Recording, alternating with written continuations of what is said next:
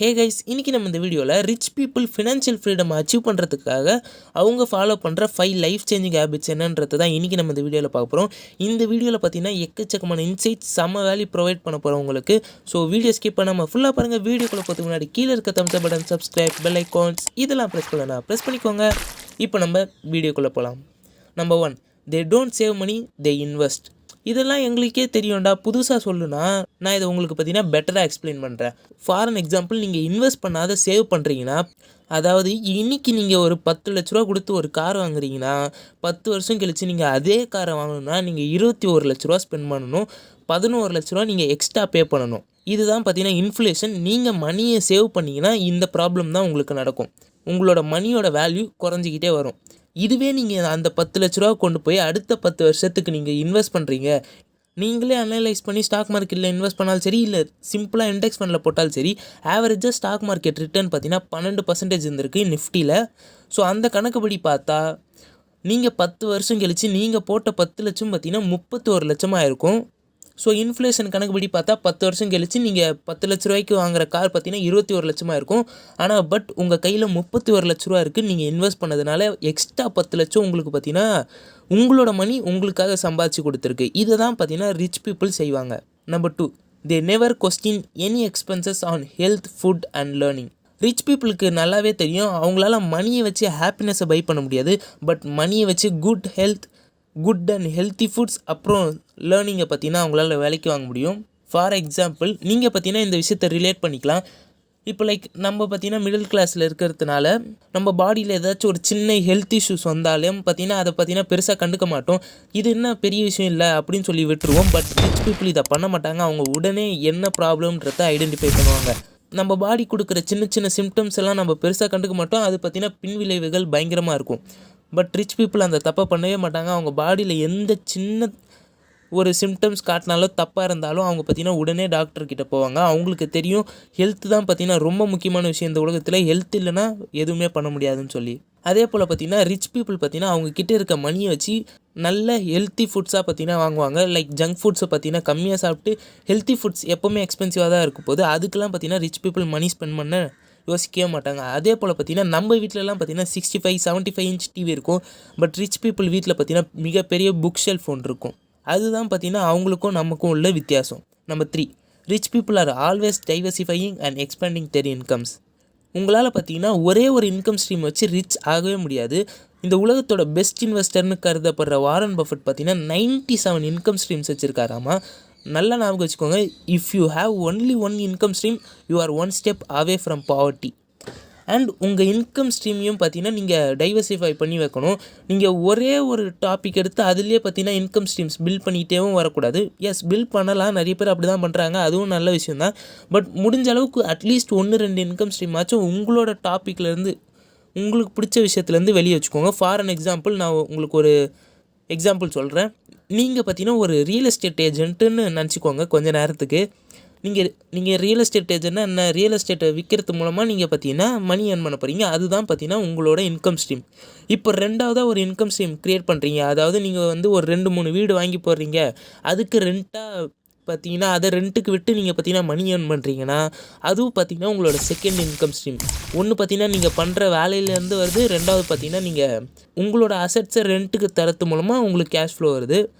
இப்போது சம்திங் வென்ட்ராங் கண்ட்ரியில் பார்த்தீங்கன்னா ஏதாச்சும் ப்ராப்ளம், ரிசெஷனு இல்லை இன்ஃப்ளேஷன் அதிகமாக இருந்தால் முதல்ல அஃபெக்ட் ஆக போகிறது பார்த்தீங்கன்னா ரியல் எஸ்டேட் தான். இப்போ அந்த மாதிரி பார்த்தீங்கன்னா எக்கானமியில் ப்ராப்ளம்ஸ் இருந்துச்சுன்னா யாரும் பார்த்தீங்கன்னா மணி ஸ்பெண்ட் பண்ண மாட்டாங்க எக்கானமியில். முக்கியமாக ரியல் எஸ்டேட் மாதிரி இருக்க அசட்ஸில் அந்த மாதிரி டைமில் உங்களோட 2 இன்கம் ஸ்ட்ரீமுமே அடி வாங்கும். நீங்கள் பார்த்தீங்கன்னா உங்களுக்கு கேஷ் ஃப்ளோவே இல்லாத நிறைய மாதம் கஷ்டப்பட வேண்டியதாக இருக்கும். ஸோ நிறைய இன்கம் ஸ்ட்ரீம்ஸை பார்த்தீங்கன்னா பில்ட் பண்ணுங்கள். அதையே டைவர்சிஃபை பண்ணவும் பாருங்கள். Number 4, they surround themselves with people that they want to be. நீங்கள் இந்த ஒரு கோட் கேள்விப்பட்டிருக்கலாம், when you start taking your life seriously you start losing your friends. That's completely true. நீங்கள் எப்போ உங்கள் லைஃப்பை சீரியஸாக எடுத்துக்கிறீங்களோ அப்போ பார்த்தீங்கன்னா நிறைய ஃப்ரெண்ட்ஸை பார்த்தீங்கன்னா லூஸ் பண்ண போகிறீங்க. ஏன்னு பார்த்தீங்கன்னா அவங்களால உங்கள் அளவுக்கு பார்த்தீங்கன்னா க்ரோ ஆக முடியாததுனால அவங்க உங்களை ஸ்டாப் பண்ண ட்ரை பண்ணுவாங்க. அது அவங்க தெரிஞ்சும் பண்ணலாம், தெரியாமலும் பண்ணலாம். எப்படின்னு பார்த்தீங்கன்னா, நீ நிறைய மாறிட்டடா, நீ முன்ன மாதிரி இல்லைன்னு சொல்லுவாங்க. இது சப்கான்ஷியஸாக என்ன ஆகும்னு பார்த்தீங்கன்னா உங்களுக்கு ஒரு கில்ட் ஃபீலிங்கை கொண்டு வரும். இந்த மாதிரி பண்ணிட்டுமேன்னு சொல்லி நீங்கள் பார்த்தீங்கன்னா உங்களோட க்ரோத்துலேருந்து ஸ்டாப் பண்ணிவிடுவீங்க.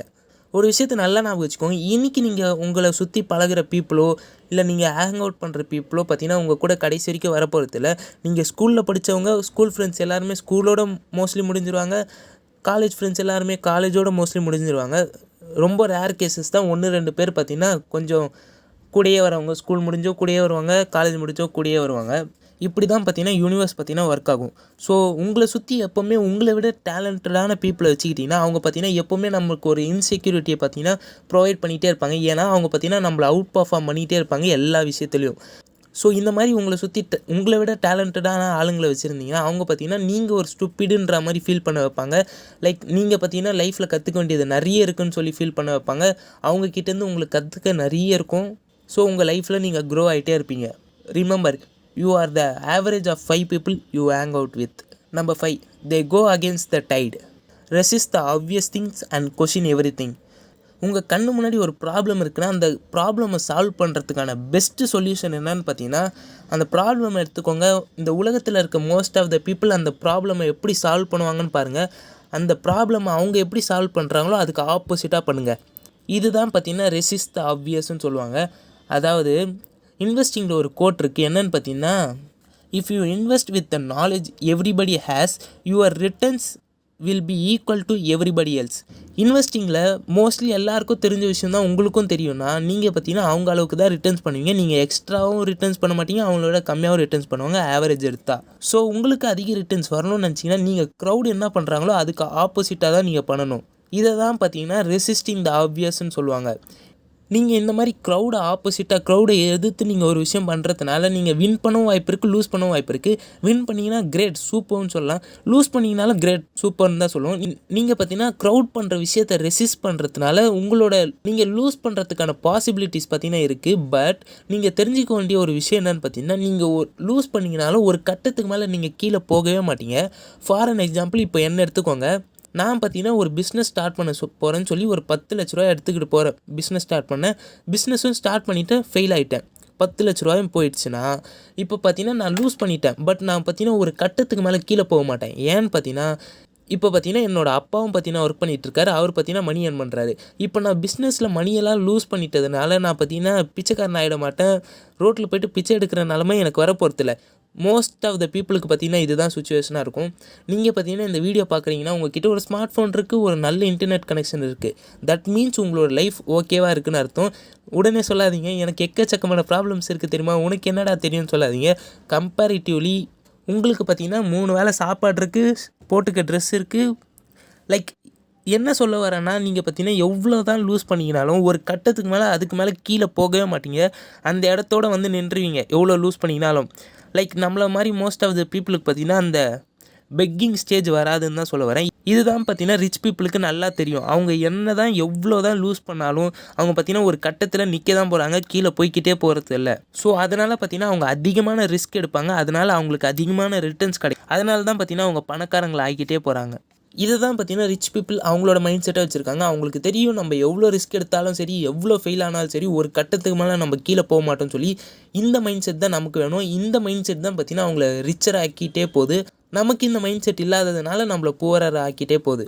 இதை தான் பார்த்தீங்கன்னா வின்னர்ஸ் மைண்ட் செட் சொல்லுவாங்க. இந்த மைண்ட் செட் தான் பார்த்தீங்கன்னா உங்களோட ஃபினான்ஷியல் ஃப்ரீடம் அச்சீவ் பண்ணுறதுக்கு உங்களுக்கு வேணும். ஸோ அவ்வளோதான் ஃப்ரெண்ட்ஸ், இந்த வீடியோ பிடிச்சிருக்கோன்னு நினைக்கிறேன். அப்படி பிடிச்சிருந்தா கீழே இருக்க thumbs button, subscribe, bell icons இதெல்லாம் ப்ரெஸ் பண்ணலாம், ப்ரெஸ் பண்ணிக்கோங்க.